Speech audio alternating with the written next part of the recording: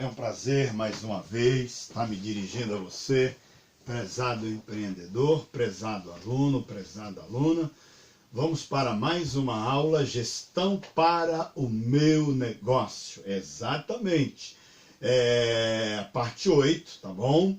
E eu quero falar com vocês hoje o assunto sobre a administração no decorrer da história da humanidade. Então hoje eu vou trabalhar com vocês a evolução do pensamento administrativo.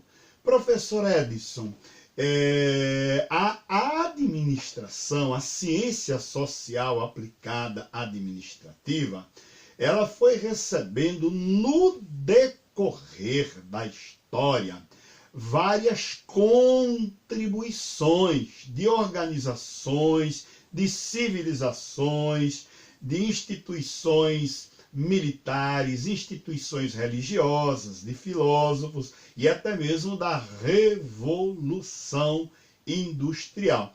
Então, a ciência administrativa, da forma como nós temos hoje no século XXI, nós estamos no ano de 2020, para que ela fosse sistematizada, sistematizar é você organizar de forma sistemática. Ela foi recebendo.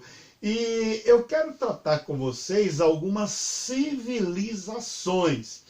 A primeira civilização, inclusive, é uma das civilizações mais antigas da Terra. Uma civilização que existiu no período 2500 a.C.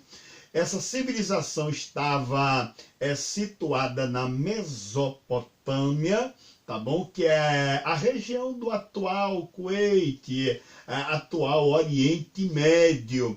Eu estou falando da civilização suméria. Para vocês terem uma ideia, os sumérios, eles eram organizados em casta sacerdotal. Então, os sacerdotes tomavam conta da religião e também tomavam conta da política. Mas não é porque eles tomavam conta da religião que eles eram seres que não pensavam, não. Para vocês terem uma ideia, os sumérios, eles criaram um código de lei chamado Hammurabi. Esse código era extremamente antigo. Só para vocês terem uma ideia, uma das leis que existia, se um pedreiro construísse uma casa e a casa caísse sobre a pessoa que contratou, aquela pessoa seria punida, porque ele não apenas ocasionou perdas financeiras e também acabou tirando a vida de alguém. Aí você já percebe, né, hoje século XXI, PROCON, até mesmo o direito do consumidor. Eram várias e várias leis que existiam. Os sumérios também, para vocês terem uma ideia, conforme eu falei, eles habitaram no sul da Mesopotâmia, né? 2700 aproximadamente antes de Cristo, administrado por sacerdote. Agora, naquela época, eles já haviam criado, olha só, 5.000 anos atrás, um sistema de prestação de contas, onde cada gestor, sendo sacerdote, ele deveria prestar conta dos gastos, das entradas, das receitas, de tudo, tá bom? Indicando que tudo era controlado, sistema de controle. A empresa que não tem controle hoje, você não sabe quanto você comprou, quanto você vendeu, quem deve para você, para quem você deve, qual é o montante da sua dívida. Então isso foi uma grande contribuição que os sumérios eles deram. Para vocês terem uma época, sistema de estoque que nós temos hoje, estoque, logística, transporte de material, manuseio, acondicionamento. Há 2.700 anos antes de Cristo, os sumérios já haviam criado um sistema de escrita e de inventário, ou seja, todo o material era extremamente controlado. Agora eu quero também falar do Egito, né, que é uma civilização também. O Egito já tem aí os seus 4.500, quase 5.000 anos de história. Agora você imagine como os egípcios eles eram extremamente inteligentes. As pirâmides, que hoje alguns dizem que foram seres extraterrestres, para vocês terem uma ideia, as pirâmides eram projetos. É um projeto que demorou aproximadamente 20 anos para que, ou seja, foi um planejamento de longo prazo. Eles utilizaram aproximadamente 2.300.000 blocos, e cada bloco, tá, possuía aproximadamente 3 toneladas. Então, aí você já percebe também, naquela época não havia guindaste, naquela época não havia empilhadeira. Eles tiveram um sistema de logística, de manuseio, né, de tirar o material lá da mina, da pedra, e transportar até o local da construção das pirâmides. Então, para vocês percebem que os egípcios eles eram extremamente organizados, tá? A mão de obra deles também, embora, né, os egípcios eles acabaram contando com a mão de obra escrava, mas eles tinham que prover alimentação, eles tinham que prover roupa, eles tinham que prover o descanso, eles tinham que prover tudo, porque como que o escravo vai trabalhar se ele não estiver bem alimentado, não estiver com a roupa, não estiver dormindo bem? Então, a quantidade de funcionários naquela época, olha, aproximadamente 100.000 funcionários. Você pense bem, administrar um contingente de 100.000 funcionários há 5.000 anos sem os recursos administrativos, de gestão, de organização que os gestores têm à sua disposição hoje, né? Outra contribuição, os egípcios, eles eram centralizadores, né? Toda a gestão egípcia era centralizada. Então aquilo, ia fazer alguma coisa, ia mexer no projeto, dependia de uma pessoa.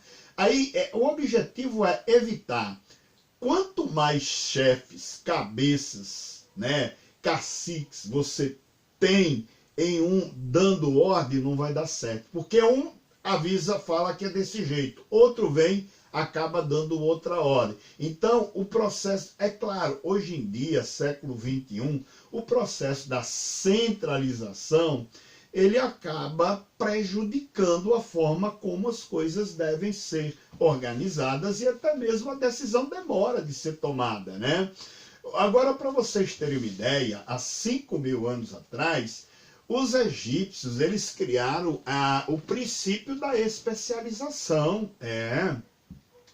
Cada operário ele tinha que se especializar naquilo em que ele ia fazer. Então, se o camarada ia trocar porta, ele só ia trabalhar trocando portas. Se eu ia cortar cabelo, só ia trabalhar cortando o cabelo. É a mesma coisa hoje, século XXI. Você tem médicos, né, para o corpo humano, e cada médico tem uma especialidade, ou seja, ele estudou a medicina no geral e depois ele acabou se especializando só no coração, só nos pulmões, só na cabeça, etc. e tal. Então, essa também é uma contribuição. Agora, uma coisa também que nós podemos aprender com os egípcios, olha, eles tinham um processo de detalhar, tá bom? Detalhar tudo aquilo que deveria ser feito, ou seja, o detalhamento das descrições dos serviços. Hoje as empresas, elas possuem o quê? O manual de procedimento. Qualquer empresa que você entra, pergunta, tem um manual de procedimento? Tem. existe o manual, o fluxograma de todas as etapas do processo de cada tarefa. Os egípcios já haviam criado isso há 5.000 anos. Os estudantes também aprendiam que não podiam errar nos projetos. Olha só, porque eram projetos de engenharia que, se houvesse erro, quantas pessoas morreriam? Eles administravam ali cidades com centenas de homens, né? E hoje em dia você percebe, né? O estudante de engenharia, o engenheiro velho, o engenheiro antigo, ele constrói uma casa, um prédio, uma ponte, acaba caindo, constrói um avião, cai o avião. Nós não vamos citar nomes, né? Tem uma empresa que 2 aviões novos, inclusive eles estão proibidos de voar, porque está sendo feita toda uma readequação, né, para achar o erro do projeto.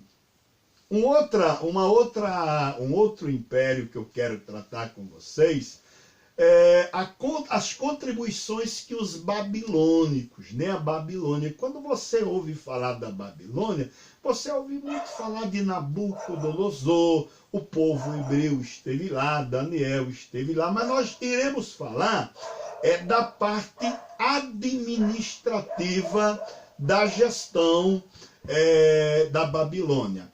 Primeiramente, controle de produção. Tá?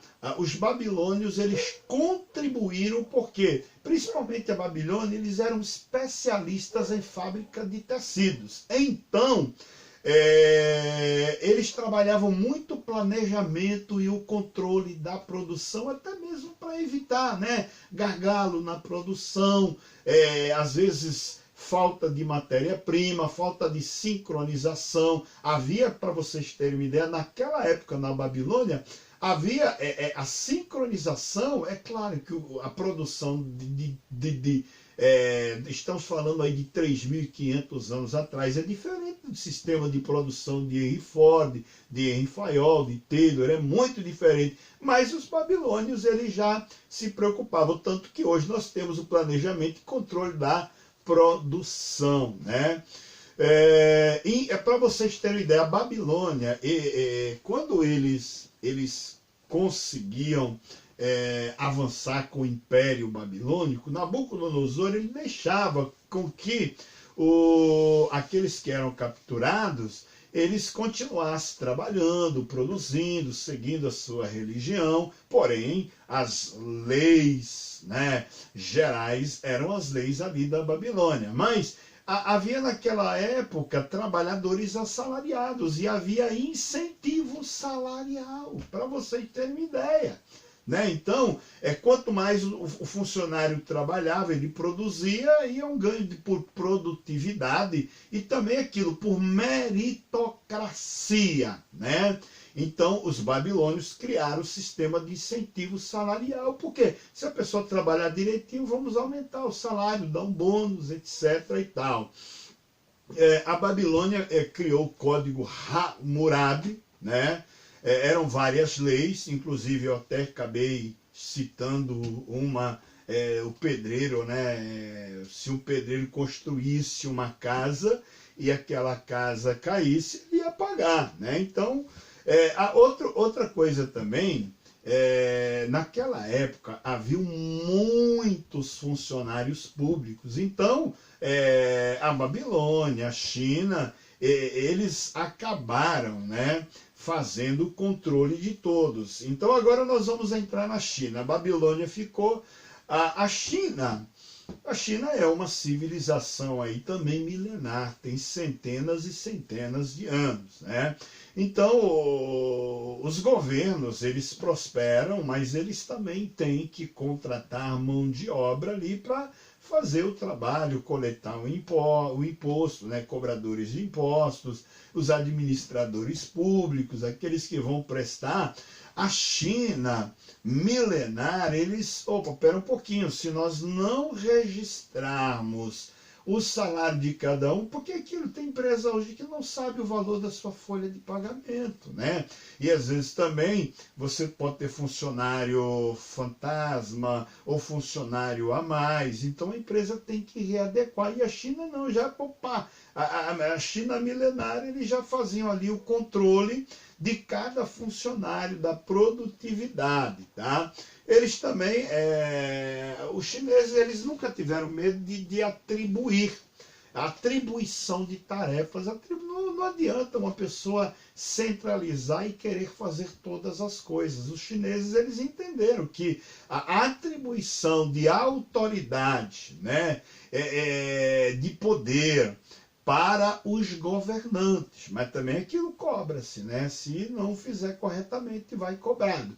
Eles também criaram várias leis, para vocês terem uma ideia. A China sempre existiu leis para as empresas e para o poder público. Então, haviam as leis públicas e as leis das empresas privadas. As leis trabalhistas, leis de funcionamento, né, de qualidade de produto, do serviço. A China já vem praticando isso de forma milenar, há muito tempo.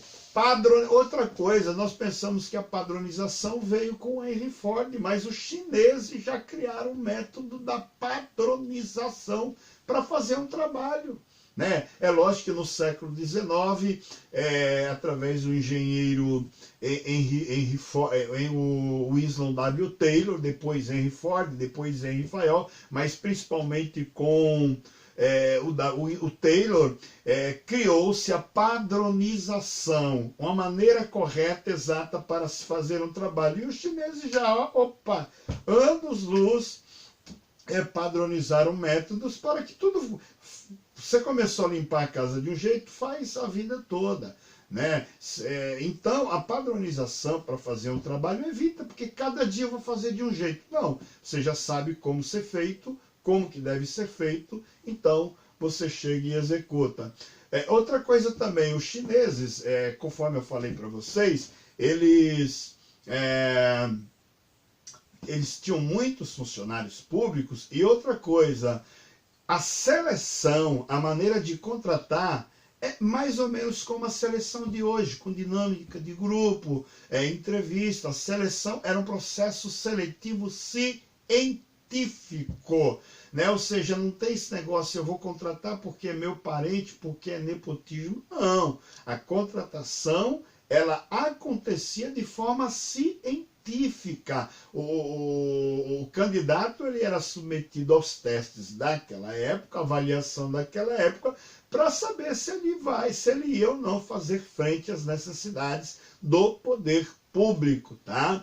Um outro ponto também que os chineses utilizavam era a meritocracia para os cargos governamentais. Professor Edson, quando nós falamos de meritocracia, você só vai ocupar um cargo se você tiver gabarito, requisito, qualificação.